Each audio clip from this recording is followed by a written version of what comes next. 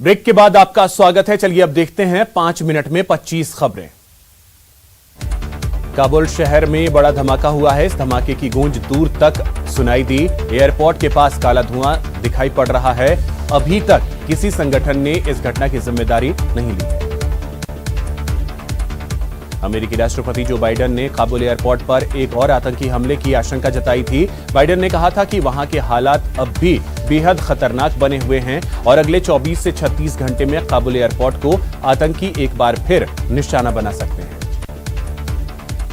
काबुल में 20 से ज्यादा भारतीय नागरिक फंसे हुए हैं। भारतीय लोगों को निकालने के लिए वायुसेना के विशेष विमान का भी संचालन नहीं हो पा रहा है। फिलहाल सुरक्षा को लेकर खतरे के बीच इंडियन एयरफोर्स का विमान काबुल एयरपोर्ट पर नहीं उतारा जा सका है। अमेरिका और गठबंधन बलों ने काबुल एयरपोर्ट के 3 फाटकों का नियंत्रण तालिबान को सौंप दिया है। एक अधिकारी ने स्थानीय मीडिया को इसकी जानकारी दी। समाचार एजेंसी सिन्हुआ के अनुसार अमेरिकी सैनिकों का एयरपोर्ट के एक छोटे से हिस्से पर नियंत्रण है।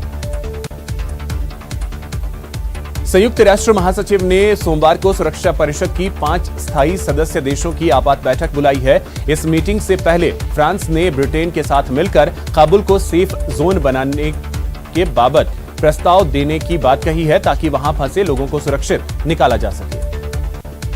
महाराष्ट्र में मुंबई के धारावी में सिलेंडर फटने से एक झुग्गी में आग लग गई। इस हादसे में 15 लोग झुलस गए, जिनमें से 5 की हालत नाजुक बनी हुई है।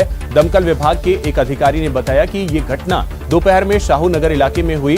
घायल लोगों को अस्पताल में भर्ती करवाया गया।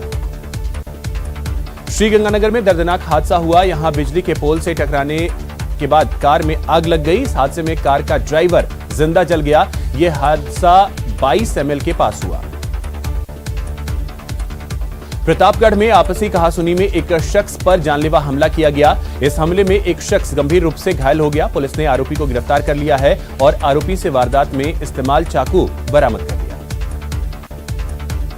उदयपुर में शख्स की मौत पर बवाल मच गया। यहां कलेक्ट्रेट पर शव के साथ लोगों ने प्रदर्शन किया। हालांकि समझाइश के बाद लोग शव का पोस्टमार्टम करवाने के लिए राजी हो गए। राष्ट्रपति रामनाथ कोविंद ने अयोध्या में राम कथा पार्क का उद्घाटन किया। अपने संबोधन में उन्होंने कहा कि राम के बिना अयोध्या है ही नहीं। अयोध्या तो वही है जहां राम है। इस नगरी में प्रभु राम हमेशा के लिए विराजमान है, इसलिए ये स्थान सही अर्थों में अयोध्या है। लखनऊ के चारबाग रेलवे स्टेशन पहुंचने पर राष्ट्रपति रामनाथ कोविंद का जोरदार स्वागत किया गया। इस दौरान उनकी पत्नी सविता कोविंद मौजूद रहीं। रेलवे स्टेशन पर राज्यपाल आनंदीबेन पटेल और सीएम योगी आदित्यनाथ ने उनका स्वागत किया। पीएम नरेंद्र मोदी ने आज 80वीं बार देशवासियों से मन की बात की। पीएम मोदी ने सबसे पहले हॉकी के जादूगर मेजर ध्यानचंद के जन्मदिवस पर उन्हें याद किया। उन्होंने कहा कि स्वच्छ भारत अभियान के संकल्प को कभी भी मंद नहीं पड़ने देना है।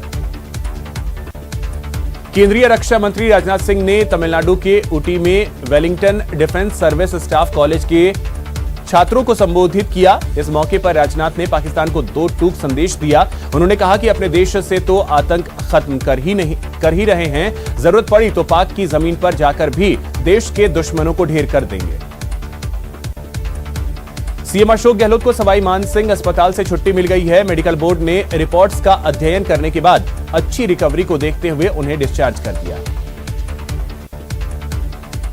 अस्पताल से छुट्टी से पहले सीएम ने करौली निवासी 2 साल की बच्ची से मुलाकात की। इस बच्ची के दिल में छेद का बिना ऑपरेशन के सफल इलाज हुआ है। सीएम ने वार्ड में भर्ती अन्य मरीजों का भी हालचाल जाना। प्रदेश के सभी गिरजाघरों में विशेष प्रार्थनाओं के जरिए सीएम गहलोत के जल्द स्वस्थ होने की कामना की गई। जयपुर में सेंट एंड्रयूज चर्च में विशेष प्रार्थना का आयोजन किया गया। प्रदेश में पंचायत चुनाव के दूसरे चरण के लिए वोटिंग खत्म हो गई है। वोटिंग के दौरान मतदाताओं में जबरदस्त उत्साह देखा गया। पोलिंग बूथों पर सुरक्षा के पुख्ता इंतजाम किए गए थे। यूपी में विधानसभा चुनाव से पहले आम आदमी पार्टी स्वतंत्रता के 75वें वर्ष को मनाने के लिए अयोध्या, लखनऊ और नोएडा में तिरंगा यात्रा निकालेगी। अयोध्या में यात्रा राम मंदिर में कुछ देर रुकेगी। यात्रा मध्य सितंबर में निकाली जानी है।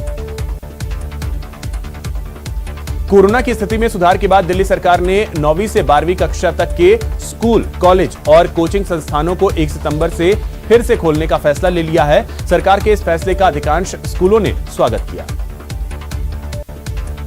अनलॉक के बीच देश के कई हिस्सों में 1 सितंबर से स्कूल खोले जाने को लेकर मेदांता के चेयरमैन डॉक्टर नरेश त्रेहान ने चिंता जाहिर की है। उन्होंने कहा कि भारत में बच्चों को कोरोना की वैक्सीन नहीं दी गई है। अगर बड़ी तादाद में बच्चे बीमार पड़े तो उनकी देखभाल के लिए हमारे पास अच्छी सुविधाएं नहीं है। केरल में कोरोना के लगातार बढ़ते केस के बाद फिर से वीकेंड लॉकडाउन लगा दिया गया है। आज लॉकडाउन के दौरान बाजार बंद रहे और सड़कें सूनी नजर आईं। पैरालंपिक में भारत के निषाद कुमार ने इतिहास रच दिया है। निषाद कुमार ने शानदार प्रदर्शन करते हुए देश को दूसरा मेडल दिलाया। उन्होंने हाई जंप में सिल्वर मेडल अपने नाम किया।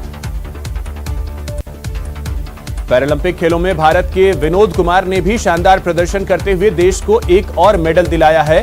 विनोद कुमार ने टोक्यो पैरालंपिक 2020 में शानदार प्रदर्शन करते हुए इतिहास रचा। उन्होंने डिस्कस थ्रो में ब्रॉन्ज मेडल अपने नाम किया। टोक्यो 2020 पैरालंपिक गेम्स में भाविना बेन पटेल ने सिल्वर मेडल जीतकर इतिहास रचा है। भाविना पटेल भारत के लिए टेबल टेनिस में मेडल जीतने वाली पहली खिलाड़ी है। कोरोना महामारी के चलते केंद्र सरकार ने कुछ जरूरी कामों की डेडलाइन बढ़ा दी है। अब income tax return, Aadhaar PAN card link, demat account की केवाईसी अपडेट्स करने जैसे कुछ काम पूरे करने की आखिरी तारीख 30 सितंबर है। अब 30 सितंबर तक ये जरूरी काम किए जा सकते हैं। चलिए बात करते हैं श्रीगंगानगर की, जहां